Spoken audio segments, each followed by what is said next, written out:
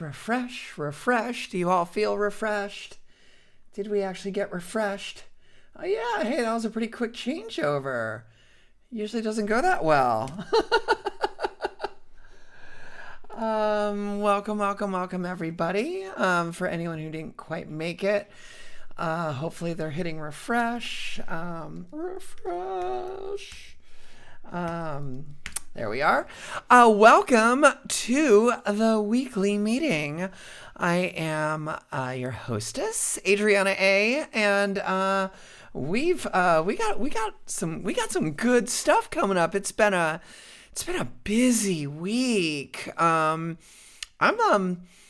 So full disclosure, there is a history of manic depression in my family, which for the most part I've kind of like missed like the more hardcore, heavier parts of the manic depression, but I get glimmers of it, and I can honestly say that like this past week I feel like I've been like in a real manic phase. There's just like a lot going on. Well, there's a lot going on because I'm making a lot go on. It's like I'm working on mixtapes. I'm working on a mashup archival project where I'm kind of like, really going through the inner recesses of my hard drive on my laptop, actually several hard drives, and I'm compiling and retagging all of these old mashups, basically from about 2002 to 2012, is when, especially the early years of that time chunk, all the MP3s that I have from the mashup scene, most of them are not tagged very well. Some are tagged okay, and most of them are just shitty, which makes it really hard to DJ a lot of these older tracks, because you type in like, ooh, let me type in a keyword, let me type in an artist, and not everything is going to pop up because it's not tagged very well. So I'm in the middle of dealing with all of that, and part of that sparked an idea, which then, it's a house of cards of like just dealing with all the different things. There's like, if I just always want to be busy, Booty Mashup very much keeps me busy. But one of the things, we're in the midst of transitioning web developers. Our old web developer, old school friend of mine, is no longer, can't really do. Oh, who's raiding? Did I miss a raid? Who's raiding? Welcome. We'll get the raid going. Yeah, we do. We need a tag sub. Tag yo shit.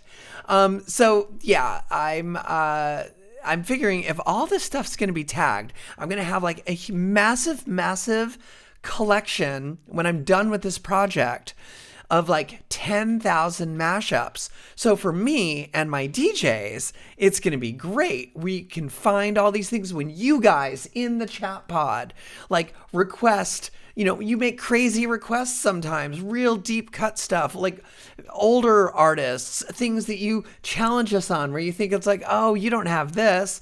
Well, I would like to be able to be like, but we do. And that's all due to tagging. So, but then I was like, as long as I'm going through this crazy project, wouldn't it be awesome if you could go to the Booty Mashup website and literally in a search field, just be like, Lady Gaga, and it'll just go and list out every Lady Gaga mashup, and you can just download them all.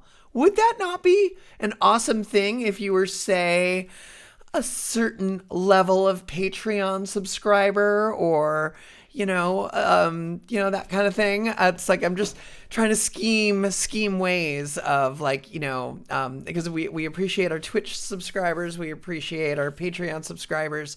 So it's like ways to give back and like added things. And so many times you guys, so it's like, ooh, where can I get that mashup?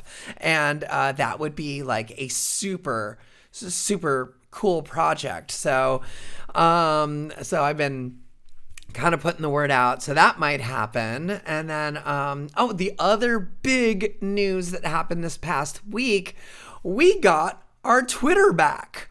Many of you know our Twitter account got very unceremoniously suspended due to DMCA violations from music clips used in promotional, like little promotional videos that our old social media and my ex-partner Mysterious D did on tweets from like 5 to 10 years ago. There'd be like a little music clip on it promoting the party that weekend. You know, it's like, hey, we're doing a Britney mashup night. So, of course, you want like a little clip of like a little Britney mashup. Well, we got our hand slapped a few times, but I would always like remove the tweet immediately. And I'd also be like, damn, Twitter. I mean, this is like, or really, it's not Twitter. It's whoever is, you know, whoever the watchdogs are for DMCA violations for record labels, and digging deep and finding shit from like I said, 5 to 10 years ago. So I would always be like, click, yes, I'm deleting it. I'm compliant. Yay. But I guess it was one too many and our account got suspended. Well, we got it back. We got our old Twitter back. I'm very, very, very happy. So no longer is it Booty Mashups with an S. Yes, we are out of Twitter jail. So no longer with an S. And we are back to singular Booty Mashup, which I'm very happy about. I am going to keep, I'm going to keep Booty Mashups with an S just as like a backup account, but it's going to be inactive. But just in case we ever get suspended again, there we go. And, you know, it's like, I really like Twitter. I rarely used Twitter before the pandemic. I know our social media friend who we hired, actually it was DJ Innate. DJ Innate was our social media coordinator until pandemic hit and couldn't afford to pay him anymore to do that. So I took over the Twitter account and was like, oh damn, I guess when I wasn't looking, we somehow ended up with like 10,000 Twitter followers. And Twitter's been a great way to promote things, especially promote Twitch. And I tend to like, you know, this is what I mean about being in a manic phase. I am feeling more and more connected with the mashup community than I have in years. I mean, like in the early years when there was like the Gaibo message board and there was boomselection.net and like a bunch of these websites and things where, you know, the scene sort of like the scene coalesced. And then a lot of that went away in like the early 2010s. So really like the past 10 years, the mashup scene's gotten a lot more fractured. You know, some people are on SoundCloud, some people are on YouTube, some people are on Bandcamp, some people post the mash sticks. It's just all over the map, right? But ever since we started this Twitch channel, I mean, this is the silver lining of a global pandemic.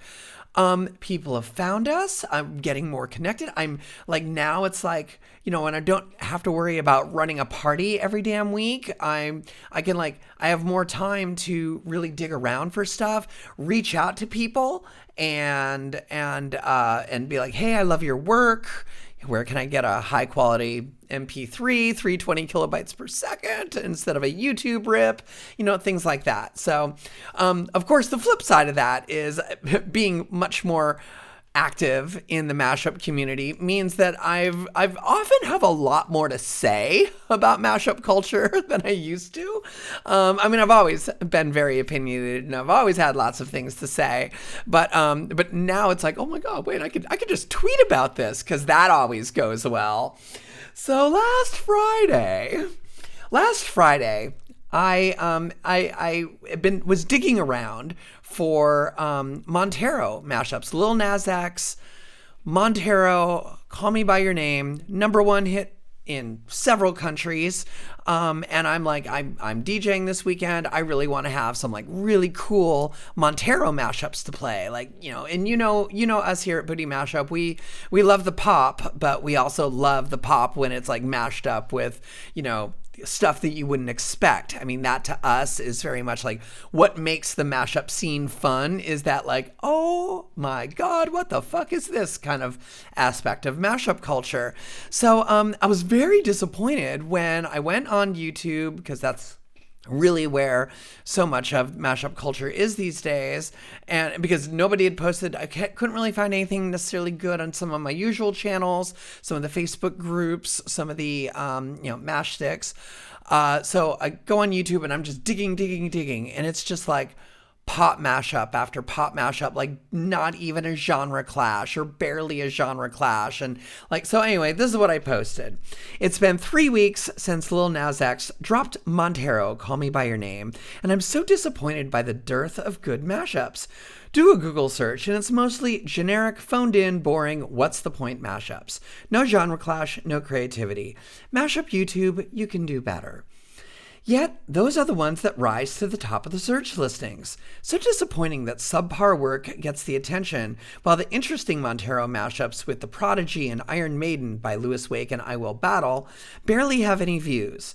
And as with most hip-hop songs, it's really about using the vocal, as the instrumental is often minimal. So why is hardly anyone using the Lil Nas X a cappella? But if you are going to use the instrumental, at least William Morancy's mashup of Vanessa Carlton isn't a bad way to go. And then I call out some of my favorite YouTube mashup producers who often, do really, really good superlative work. And I called a few of them out and I was like, I really expected better. It's like, the mom in me. It's like the tiger mom. Let's be honest. It was my tiger mom moment of like, you can do better. You should do better. Bring shame upon the family. I saw the best mashup minds of my generation destroyed by dumbing down to get likes. Mashup YouTube producers are capable of much more interesting and creative work. Why is it all so generic now? I know there's pressure to keep pumping out content, a subject that One Board Jew and William Morancy have both touched on in their posts. But after 3 weeks, I really thought there'd be much more interesting Montero mashups than what Mashup YouTube is providing. And I have a theory. I wonder if these producers are too young to have been exposed to more genres of music or songs that are more than 10 years ago. And that's why all their mashups end up being like chart hit versus chart hit, similar chart hit, rather than going for the classic genre clash that the mashup scene was originally based upon. So I got clapped back. Pretty hardcore, and deservedly. I mean, absolutely, I deserved it. I was a bitch. I drank some haterade for breakfast, and actually, I mean, I'm not really a hater because it was just like I said, a tiger mom tough love moment of like, come on. It's like we as a community can do better than this, and I will say this: it sparked a conversation. A lot of people in my community were like, Oh, okay. Well, fine. How about this? And then even myself, I even challenged myself. I was like, okay, Adriana, you can dish it out, but can you take it? It's like, I just wanted to beat people to the punch to be like, oh, you bitch about there's no decent genre clash Montero mashups. I don't see you making one. Well, I made one. The very next day, I made one with The Cure, Close to Me, song from like 30 years prior, totally different genre. I mean, one could definitely make the case that they're both pop songs, and us, we love pop, but definitely every genre, every scene, every era has its pop songs. But the person who clapped back the most was Logan Mashups, and I generally really appreciate his work. Definitely one of the pop YouTubers who often does some really good pop versus pop, and clapped back hardcore. We got into it, and but it sparked a conversation that we are going to be continuing on today's show. My special guest today is Logan Mashups, and we're going to be talking about the YouTube generation with mashup culture. He and I had actually already had a big long chat about a bunch of things, and I'm happy to share that with you guys. it was really good. I mean, as much as, and I did delete the tweet that singled out mashup producers. That maybe not might have been my classiest moment. Let's be fair, but it was great to spark a conversation. So I'm super happy. I'm gonna give Logan Mashups a call right now. I believe he's in the chat pod, actually, saying hi. Actually, look, I'm not so sure it's gonna be like much of a debate, because as it turns out, we actually have a lot. We have a lot in common. So here we go. Given, let's see. Hopefully this works. And answer the phone. Here we go. And it's going, we're trying Discord instead of Skype, so that's what's going on here.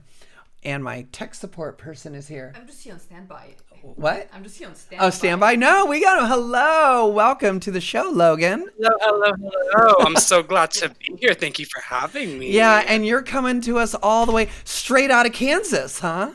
Yes, ma'am. Straight, basically in the middle of Kansas. There's nothing here, so I have nothing better to do with my time at this point. Then make mashups. I mean, well, that is the wonderful thing about internet culture, and even like, especially, I know you are very much a YouTuber. I mean, you can.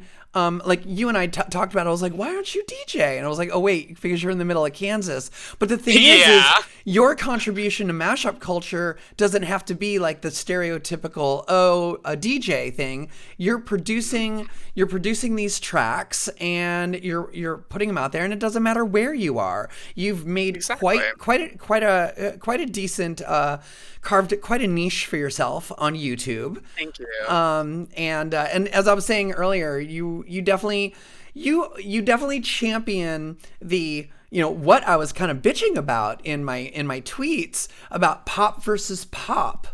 And we kind of got into it. And I do want to clarify that as much as I kind of called you and several others out, I'm actually not opposed to pop versus pop mashups. In fact, if it wasn't for people like you, when we're at the club, back when we can start doing clubs again, and people run up to the DJ booth and they're like, "Can you play this brand new chart hit?" I can always count on people like you and One Board Jew and Andy Wu and Five Star Mashups and Adam Music to be like first ones out of the gate with that brand new pop song mashed up. So do you want to tell me? Gotta get it fresh all time. So sorry. I'm sorry I was such a bitch. Do we want to clear the air? We can just clear the air on that real quick if you want to. I mean, honestly, as I already said, it really was just a bunch of gays arguing over a gay song. Gays arguing about a gay song. I mean, kind of. I mean, technically, I'm bisexual, queer, but exactly. Yeah. We both LGBT. We were coming at it from, I love this gay song, and of course, I wanted the gay lyrics. You love the gay song, and for you wanted to make it nasty with some Cardi B. Of course, yes. I think actually my goal was to make it even nastier. One thing specifically with Montero that I noticed with a lot of mashups is that as we had discussed the vocals, I thought were like really brought it home, right?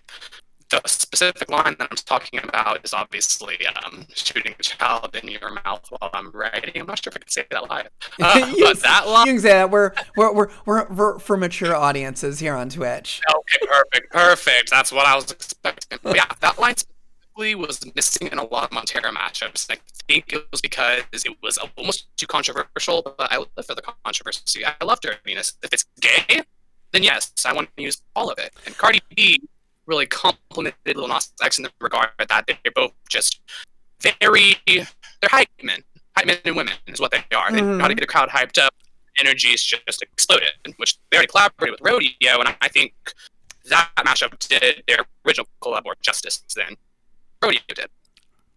Chat Pod is saying that your audio is choppy, and my audio is choppy. Yeah, I'm hearing it. I'm hearing it choppy as well. Everyone said that Discord would be better than Skype. So it's probably something on my end. Let me see if I can do anything. It may have to do with my.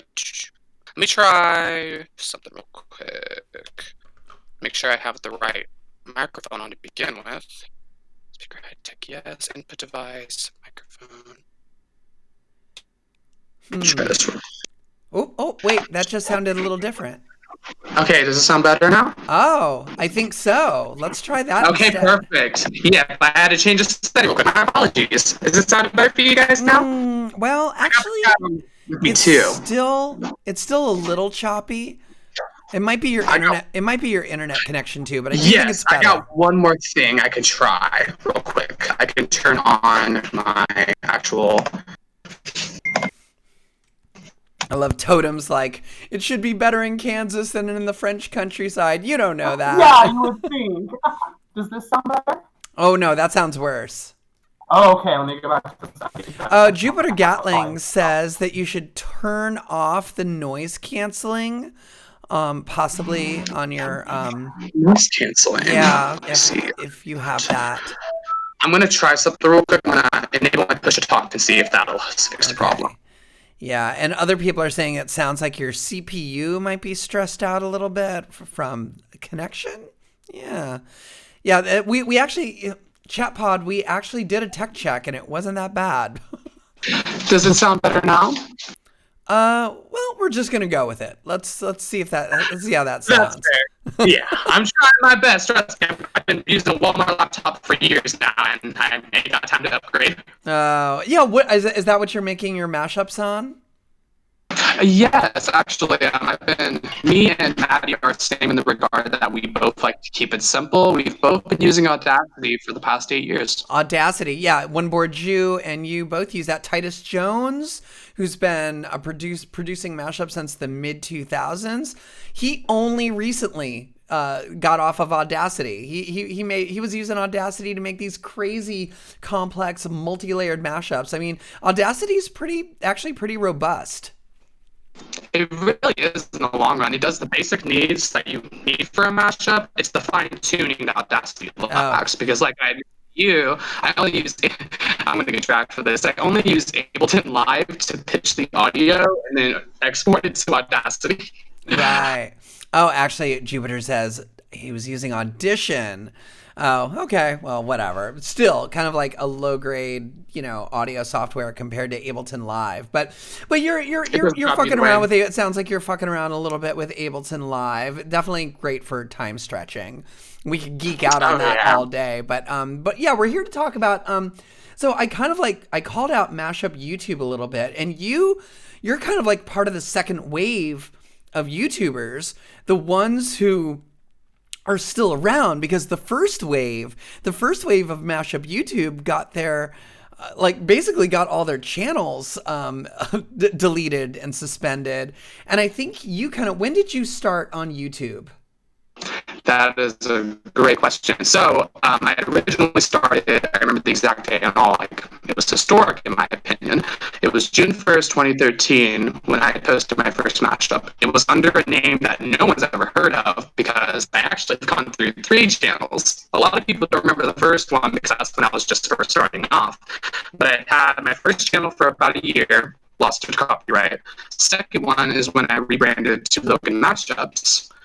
After about 2 years, I lost that one, and I'm currently on my third one, which I re-debuted in 2016. 2016. See, and I think around 2015, 2016 is that sweet spot with YouTubers where YouTube had worked out their shit with record labels, and instead of getting your channel deleted, now they just put all the copyright information. You can't monetize as much, but at least you're not getting your tracks deleted off YouTube.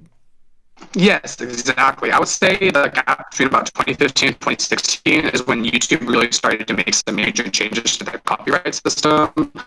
Because the problem, as you had mentioned with Twitter, I've had an issue with Instagram too, where my stuff literally years ago is getting removed, and I'm like, why though? If it wasn't a problem years ago, why is it a problem now? Especially if it's not even the whole song, right? Yeah. But, 2016 was a huge time on YouTube where copyright was just starting to fix itself. I remember the exact mashup that made me lose my channel at 68,000 subscribers. That mashup was with Haley Steinfeld and I think 21 Pilots. It was for a Haley Steinfeld song that this is where I hated YouTube for the longest time because I would get distracted using songs that everyone else was using. I got distracted. The strike that moved my channel was a song that literally every single other person used had no issue with. Yeah. And what song was that? It was oh my goodness, Hell Knows the Headphones by Haley Steinfeld. That was the song. You are breaking up so it's so hard to hear what you're saying, unfortunately. And I know if I'm so sorry. Yeah, let me see if I can do something else with my settings. Yeah, it's definitely like if you've got other apps going. Yeah, Abysmal Icarus says it sounds like you're in a garbage disposal unit.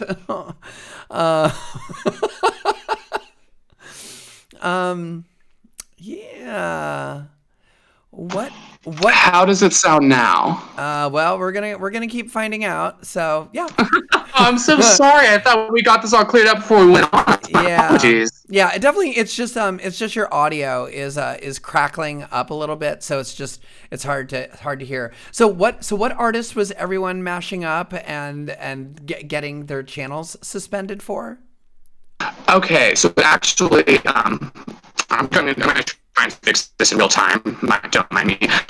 But you asked for about like artists that are being used commonly during that time, correct? Hold on a minute. Just here for cut. You're still cutting out. I'm wondering. Actually, I think it might be your microphone. Let's try. Yeah. We're gonna work this out. We are because we got so much to chat about. So sorry, chat pod. Literally, it did work a little bit better, but we're gonna try it. Nope. Don't hear you yet. Don't you love this? I know you guys love it when we troubleshoot live. This is how you know it. This is how you all know it's live, right? But yeah, tech happens. It's true.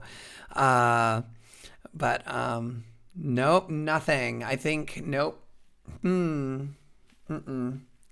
Yeah, might not just plop that back in. And let's try that again.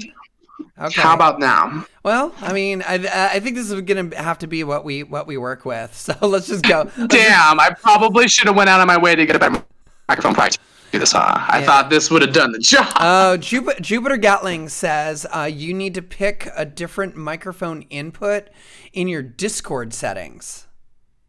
Yes, that's actually what I've been doing. I've been switching between 3 of them. Okay, now DJ Time is texting me. This is like, oh God. All right, let's see. No. Yeah. Damn, oh wait, there you go. Wait, there you go.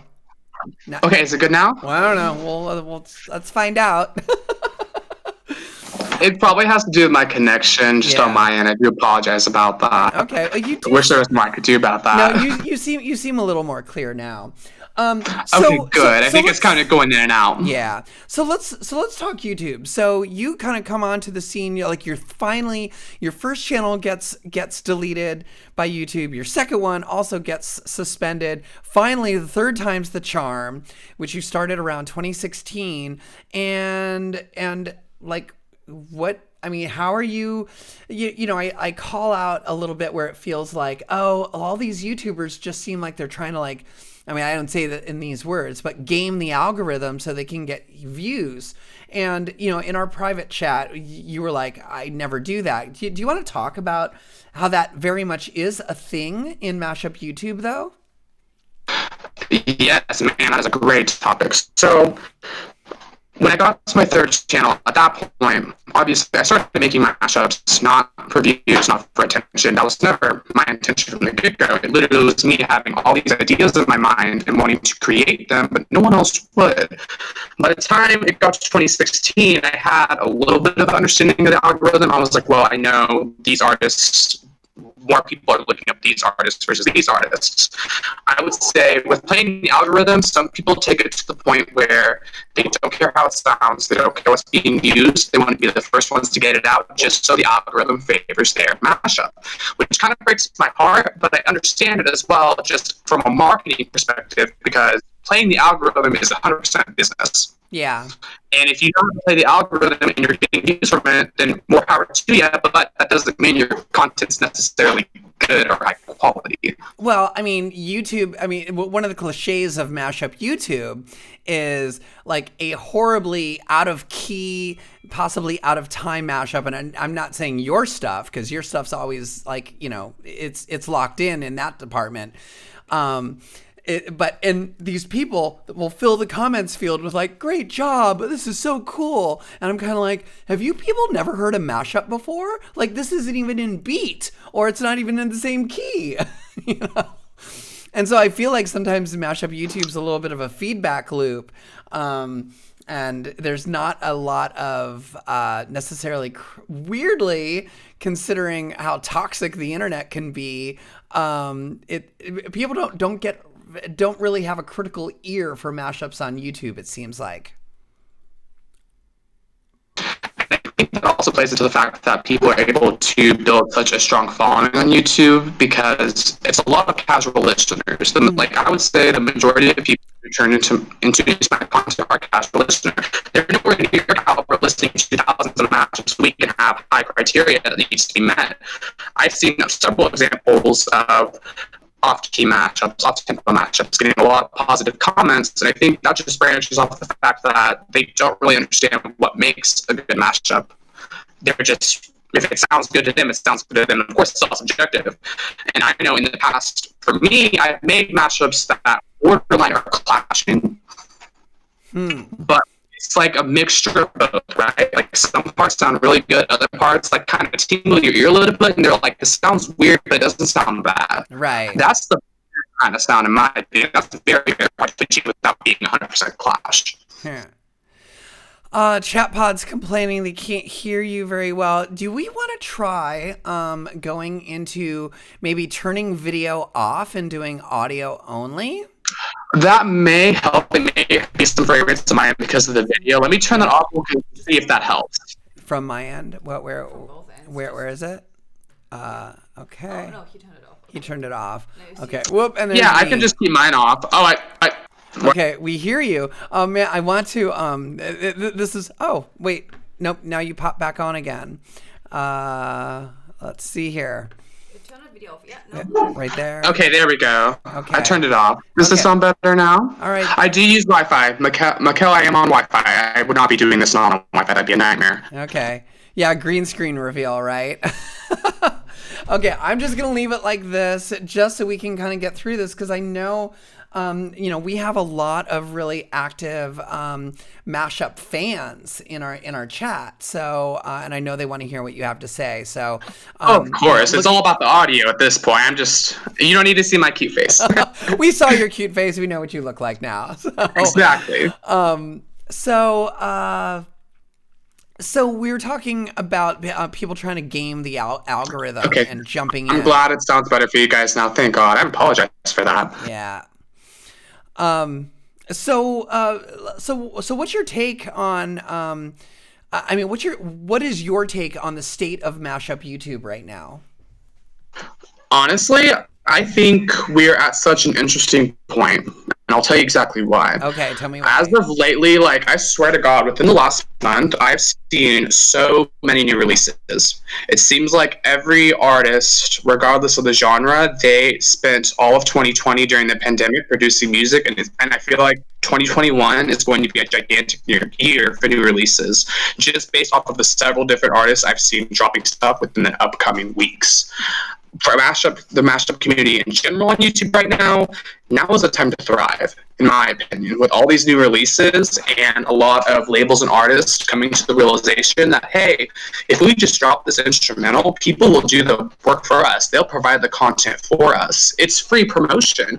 Why would a label not want that free promotion? Especially at the end of a pandemic, with everyone wanting to go out and do more. Like, now is a better time than ever to be a mashup artist, in my opinion. Because of the...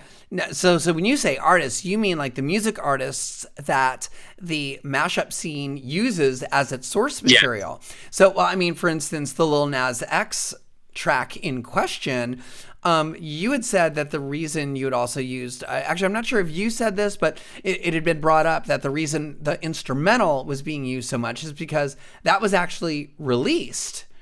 So yeah, artists are doing exactly what you're saying. It's like dropping those stems. Those stems are so critical to the community. Yes, they really are. They don't even have to release the stems. Like in Lil Nas X's case, he was a marketing genius, and he knew for a fact the song was going to blow up before he even dropped it. He knew if he released that instrumental that everyone would eat that up and produce remixes for him. Oh, yeah. And that's exactly what happened, as we are aware. There is a whole cesspool of Montero mashups out there now. Yeah, absolutely. And they keep coming. And then people, figure out how to get the acapella. It's a little surprising because it's a little bit of a flip of what used to happen in the early days where, especially in the hip hop community, rappers would release their, that's why there were so many hip hop mashups, because they would release the acapellas. And so usually, there we go. I'm getting your face on here. Usually that's why that's why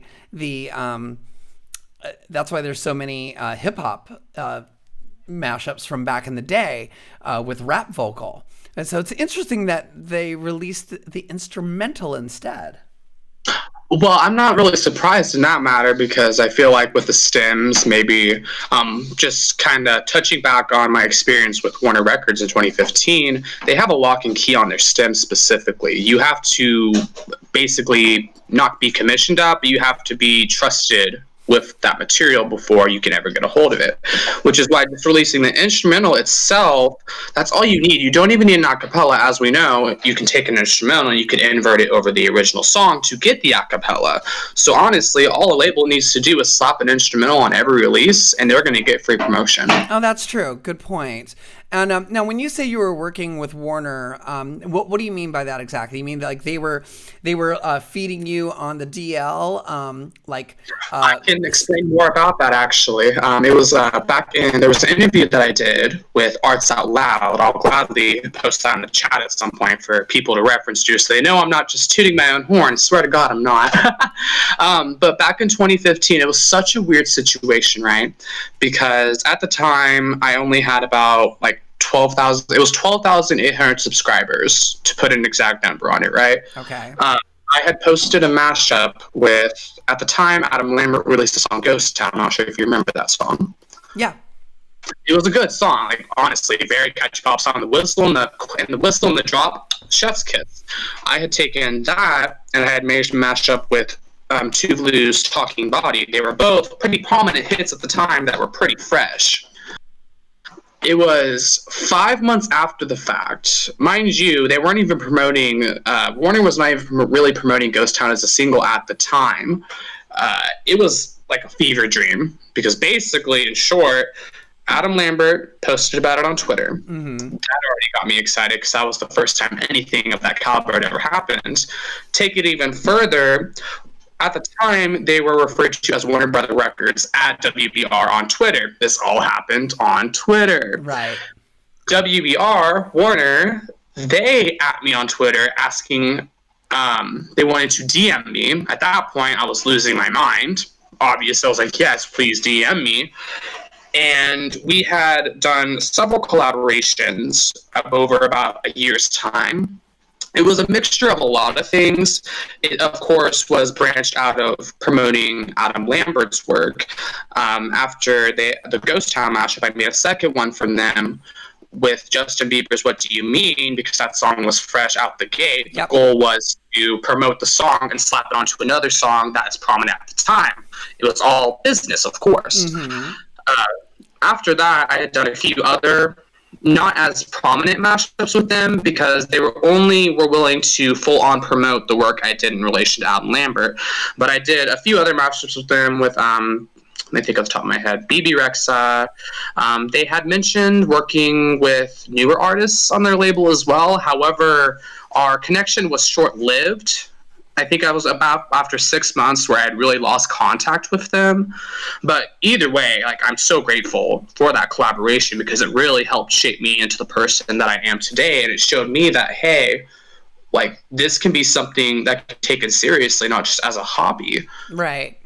Yeah, I mean, you get the attention of a major label who aren't sending you a cease and desist order, but instead are feeding feeding you tracks. I mean, that is definitely. I mean, that happens here and there throughout mashup history. For instance, Lady Gaga.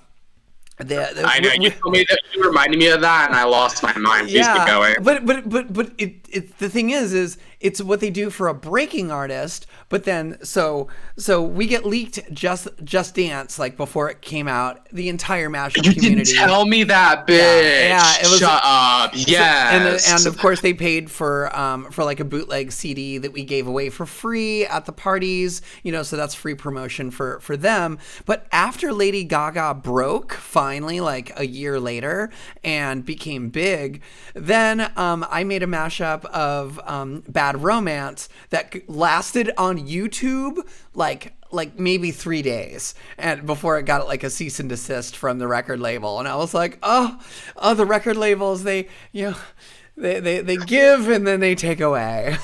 No, they love doing that. Oh, that's sad, but I can kind of get why, just because at that point, like when Gaga got into a record label, obviously she lost a lot of control of her music, whether she liked it or not. Yeah. Like at that point, it was the labels who had control over her music, especially that early in her career. Yeah. Like I know for a fact just how Gaga has been as a person. Like I've been following her as long as I can remember, to be fair. Like it's been at least a decade, right? Right. Like she's always been very humble and traces back to her roots. And I hope at some point that she gets back to Booty Mashup, because like you guys really did a lot for her. Oh, she probably doesn't even remember even being on that stage. I mean, I can't blame her because that was a long time ago. Yeah, they had her on such a whirlwind. But yeah, I mean, we're such Lady Gaga stans here on this channel, and period, of course.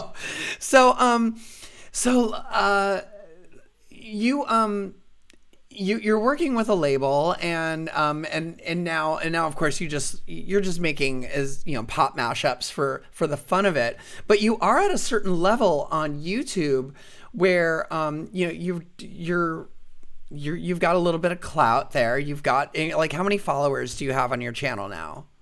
To be exact, I'm currently sitting at 108,000 subscribers. However, which we discussed this in private, your subscriber count really does not matter. It's the fact that people are tuning into your content. If you don't have the viewers watching, your subscriber count means nothing. So really what you're saying is it doesn't matter that if you have got 6 figures of subs, you got to look at that viewer count on each video. Yes, well, not even necessarily just each video, because the unique thing about mashups specifically on YouTube, it really depends on how you go about it. Because I've mentioned to you, like, there's several different kind of mashup artists. There's the ones who focus on a specific genre. There's ones that build a cult following based off of a single artist. The biggest example I can provide of that is Inanimate Mashups with Imagine Dragons. Mm-hmm. Anytime he even breathes or says anything in relation to Imagine Dragons, their cult following is up in arms, ready to view it. Like, that's by far his most viewed content, as it should be. Right. In this case, I never really focused around a single artist. So, like, on the analytics end of it, which all kind of discouraged me at times, because, like, oh, this isn't getting as much traction as this. But over time, I realized, well, I don't focus on a specific genre or artist. Yes, pop is my main genre.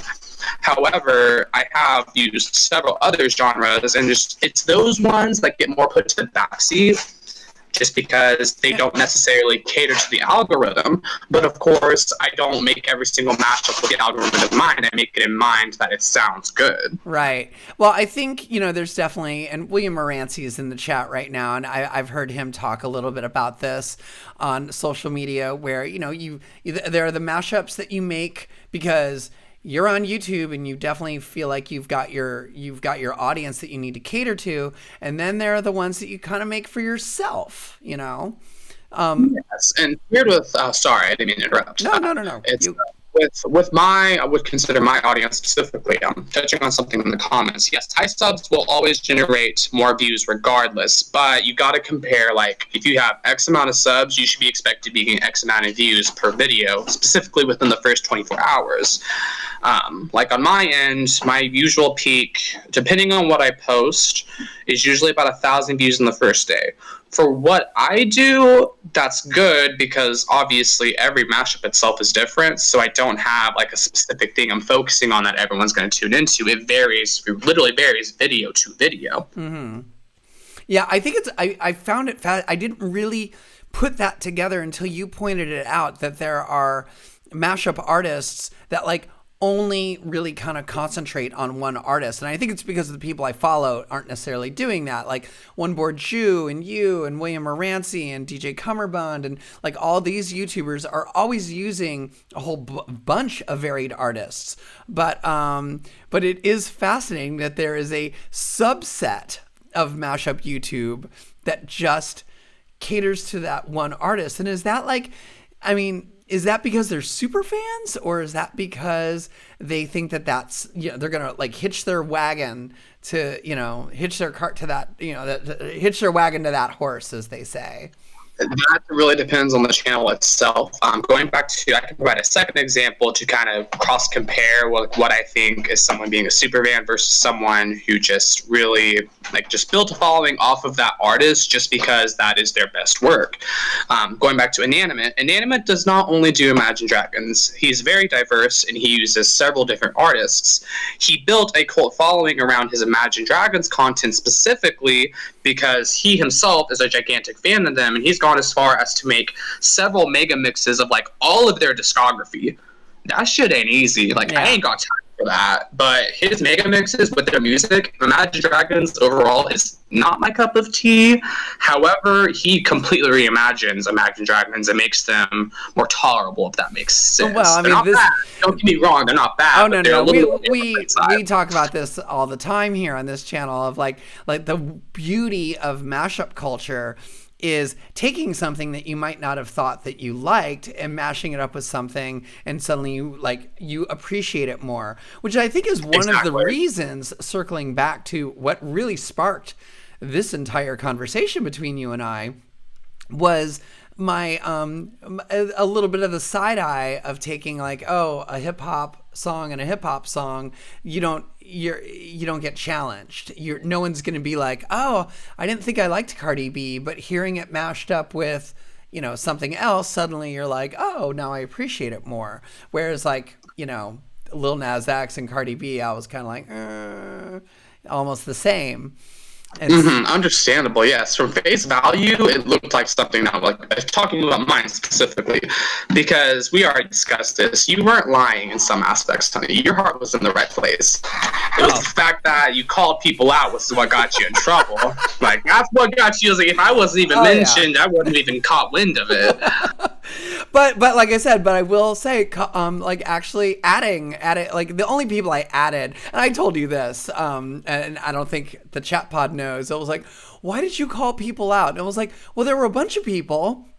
I actually only called out the people that I could pretty much find on Twitter. Like, there's a whole bunch of people whose names didn't get dropped because, you know, they're just, I mean, this is the thing with YouTube where I feel like everyone's their like own little island, and there isn't as much connectivity. Although I will say you do seem a little bit more connected. Like you changed your Twitter handle to One Board Juice Stan, so I know that you guys talk. No, which I love. You're the first person to mention that. I literally sat down one night and I'm like, oh my god, I love Maddie so much. I'm gonna try not to talk too much about her, but I love her so much. Me and her, we both got into the mashup scene in 2013, literally at the same time. She has literally seen me from start to finish. Yeah. One of the very few people who saw me go through all three channels. Like, she has been so supportive, and she is by far, in the mashup community, she's by far the most humble, because she has built a literal cult following, because her every time she posts something, it just makes me laugh. It's always something funny, but it always sounds so goddamn good. Like I had said specifically with her in relation to DMX, this is getting on a whole different discussion I didn't even talk to you about. When someone dies, people feel a need to make tribute mashups. Oh yeah, Even absolutely. They've never touched their music ever before. And when DMX died, I was like, oh my god, please don't make some distasteful mashups out of this. I said from the get-go, like the moment I found out about that, I'm like, the only person I want to hear any tribute mashups for is Maddie, because Maddie has consistently used DMX over the years. And she's proven that she is a fan of that person's music. Like there's probably other people too, because I feel like my bubble is also limited, not on purpose. But she was like one of the only people that I would take a tribute mashup from and appreciate it, because she's shown that she has always loved DMX. Yeah. Yeah, and also did one that was very timely. I mean, she mashed up DMX with Lil Nas X, and you know, and again, kind of like, and you know, from where I'm sitting, I was like, well, that's obvious, but at the same time, it's like I get that it's a tribute, and he's definitely taking DMX like and bringing it to like up to the minute, mashing it up with a song that just came out. So that like that definitely. And I know like. Specifically with Maddie, I know for a fact she's not playing the algorithm. I know that for a fact. Well, because she has always posted stuff that she wants to post. She has never cared about views. She has never cared about subscribers. She built the following she had because she's just a bad bitch. Yeah, and what I love about her work, actually, unlike a lot of YouTubers that also have to like craft a whole music video, she's just like literally, it's like album cover. Throw it out there, and has built that big of an audience purely based on the audio work. Yes, it's always come down to the audio work. Like on my end, as of April is when I started to post visuals. I followed the exact same formula Maddie did for 8 years. Yeah. I'm just now expanding out into visuals. Yeah, in my mind, I was like, oh yeah, you go, hon. Yeah. I mean, you collabed with with someone who does video work to do the. You actually haven't even released that yet, have you? Or Well, actually, that's a funny story. So, the first master music video I posted was with a fellow YouTuber who is in a different genre of mashups. Did you know that there's other mashups besides music mashups? Besides what mashups? There are several different kinds of mashups, not just music mashups. Oh, sure. The whole movie trailer mashup thing is like a thing unto like itself. Reaction trailers, that kind like it's a different kind of thing in itself. I never knew that until I met this person. I had literally begged them for like over a month, like please do something for me. Like I want to give you attention. Right. And we came to an agreement. The first one I posted was a mega mix of Ariana Grande's 34 plus 35. You would probably look at it and roll your eyes because it does feature a lot of rappers on it. But there was a reason for that, because Ariana Grande, as you know, she released a remix of 34 plus 35 with Megan Thee Stallion and Doja Cat. I took it upon myself to add in Iggy Azalea, Cardi B, and Nicki Minaj as well. Okay, yeah. And which follows the rap formula, right? But in the context of that, I wanted something that was more so catering to the algorithm. Mm-hmm. There are times where I make something with the algorithm in mind when it comes to promoting someone else specifically. Right. The Montero mashup, I had visuals made for it. However, I was not able to post a full thing on YouTube because of copyright. Oh God, well, yeah. Especially, I mean, I would assume like just pulling audio is one thing you might get by, but then when you're dropping in the video as well, yeah, it's. And that is exactly why so many people, at least in my end, I know definitely on Maddie's end, because she ain't got time to make music videos. Mm-hmm. But I know for me personally, I always avoid using visuals because I knew for a fact they were more likely to be copyrighted. I didn't want to have like my editor go through all this time to edit a video just to not be able to post it. Like I didn't want to waste anyone's time. With that, I took a different route. We went through a few different edits to try and get it on YouTube because I was like, well, other people it was for the Cardi B visuals. Right. I'm like, people have used these visuals. And it was another case of, I can't do it, but others can. Love that. I went down a different route with that. The full video is available. It's on Vimeo. I thought about it for a little bit. I'm like, well, this is where we get into TikTok. Yay! Oh yeah, TikTok. let's talk TikTok. We gotta get TikTok. We got like 3 minutes left. I know. Let's wrap it up with TikTok. Let's wrap it up with TikTok. We brought it up to like to the minute. Yes.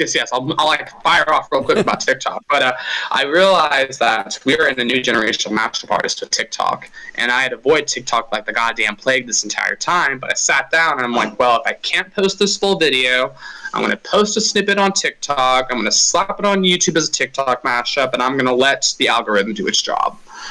And how'd it do? Well, it's funny because let me actually bring up my TikTok real quick. My TikTok's only been around for a week. It's slowly but surely growing. That's actually my least viewed TikTok. Every other TikTok I posted has gotten 100 more views in comparison to that one. That one actually hasn't got as much attention as I expected based off analytics on YouTube. But like with other ones, I've started to make my own TikTok dances. Ah, there you go. That's how you crack TikTok. Oh yeah. Like we had talked about this too. Like TikTok is the lever cloud. That's exactly what it is, and there's nothing wrong with that. Like the example that you brought up was Cumberband, and a year's time that he had like way more subscribers on TikTok than he did YouTube. Yeah, and he only posted like the wavelengths. Yeah, DJ Cumberbund's entire TikTok is literally just him shooting his Ableton Live session on a phone. And yeah, and he's got more. And in 1 year, he got more TikTok followers than he did in, I think, 6 years of YouTube. Which is crazy. I have to agree with Lewis in the comments. What I've noticed when I learn more about TikTok is the fact that it's all about personality. And I'm like, well, I have the personality to do it. Yes, you do. I can differentiate myself from these other TikTok mashup artists. And I can go out of my way to make my own dances, to do just anything. Like the one that I sent you on the BB Rex AV Max one, that was the first time I made a TikTok dance. Oh, nice. Like an actual comprehensive TikTok dance with choreography and all. Like I wasn't just dancing for the fun of it. Yeah. I mean, you and I talked about the whole idea of like, really YouTube right now is the number one place for mashups, but it is soon to be superseded by TikTok. The only frustrating thing with TikTok of being like a resource for mashups is you're only getting a 1 minute clip. You can't, like, for me as like a DJ and someone who like wants to make playlists and mixtapes and things like that, TikTok's is a place to like find the track, but then there's another step to actually get to the point where you have the full Yes, track. exactly. I think that all boils down to the fact that people have short attention spans. Yeah. Like if you just look at YouTube, like if I go in my YouTube analytics, most people tune out after a minute. Really? Like over 50% of people will tune out after a minute. So a minute is that sweet spot to where you can keep people's attention, which is why TikTok has been so prominent. I want to slap in just a little bit of my links as well, because I see people asking in the description. I'm on literally every platform at this point. Yeah. I think Twitch, Instagram, like all else. Twitch, Instagram, the ones I'm pushing, Twitch, Instagram, TikTok, and also Patreon. They're all the same, Logan Mashups. Instagram and Twitter have a little, underscore. I forgot what it is, underscore in between that because I lost the prior accounts to copyright. Love that. But you can find all of my content on YouTube, Twitter, and Instagram. And then I also have Patreon, which is a new addition. The biggest talking point there is the fact that for $1, you can get exclusive access to any of my content before anyone else sees it. Cute. Yes. Yeah. All right. Who doesn't have a load to throw around right now? I know you all got stimmies you can throw out. Well, you and I both are like trying to jump on TikTok. I look forward to your dances, and I think I'm just gonna start lip syncing mashups I like, and that's what I started doing. But I was like, I want to take it to a next level and make an entire dance. There's that dance for "Sacrifice My Heart," BB Rex featuring Ava Max, that is on my TikTok, and I honestly think it's really cute. I love it a lot. Oh, cool. Well, we need to jump off of here because it's almost time for DJ Airson. And I think, let me see, let me double check. Airson's ready. And actually, she says, feel free to go over a bit. No, she's like, I'm ready. I think we are going over a little bit anyway. But oh, that's okay. I wanted to wrap it up and just kind of slap in that stuff promo at the end. Oh, no, course, definitely. Type it in the chat for everyone. Yes. I was gonna let everyone know that I plan on staying at least an extra hour over. So if they have any questions for me, they're more than welcome to ask. Nice. Once we get off of here, I'll actually focus a lot more on the chat itself. Excellent. Yeah. And sorry everybody that we couldn't do live video. I'm glad I got this nice photo of you. Of course. This is totally like your soft rock album cover right here. Oh my god, Brian! Like, honestly, if it were going to be a cover for anything, it would be like me going into country kind of right. thing. This is like your country rock debut. Country rock debut. Like, I'm just going to break all the genres at that point. Exactly. Love it. I love it too. This was so good, Adriana. Yes, I'm glad we could clear the air and just touch on. Oh, totally. Things. And like I said, it's even though I was definitely overstepped, being a little bitch. I am so glad.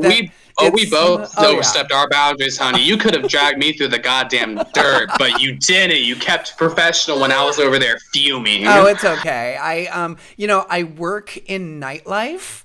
So I have a high tolerance for extreme behavior. I've been, I was raised by a pack of wild drag queens, and I've been that explains it all. Working in nightlife for 20 years. So it's like I get it. No worries. It was like, and you were not wrong in calling me out as well. So and you were also not wrong, and you were also not wrong. You were not wrong to complain as you did. It's just you took it in the wrong approach. Right. But and when you're passionate about something, it happens. Yeah, there's a fine line between tough love and just being a bitch, and I think I crossed it. Exactly. But at the end of the day, it's the bitches who get shit done. Oh, that's true. Well, thanks so much. I'm looking forward to always looking forward to hearing your work. I know DJ Ayerson's going to be dropping a few of your tracks. Yes, I'm excited to get opinions on that. Excellent. All right, I'm going to let you go and wrap it up here. Yes, thank you so much. Thanks a lot, Logan. Yes, no problem at all. Big things are coming, guys. So honestly, keep your eyes peeled. I have a really big announcement coming up in the next week. We're all looking forward to it. Thanks, Logan. Ciao. Oh, yes, no problem, Adriana. Ciao. Bye. All right, everybody. Logan Mashups. I love, stir up some shit on Twitter and then make a new friend. I love, bringing the community together, even if it is kind of in a fucked up way that it happened. But hey. Here we are. Thanks everyone for being here. That's always nice seeing so many producers here in the chat pod tuning in. We've got a cool weekend ahead of us. Of course, Happy Hour with Ayerson is up next. We're gonna get our dance on, and then tonight it is Cyberpunk. DJ Lobster Dust is going to be doing the first set starting at 7 p.m.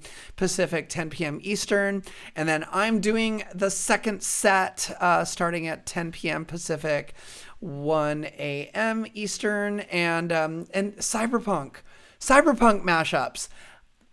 I mean, I know what I'm gonna do, but I don't know what Lobster Dust is gonna do. Either way, it's gonna be a cool vibe.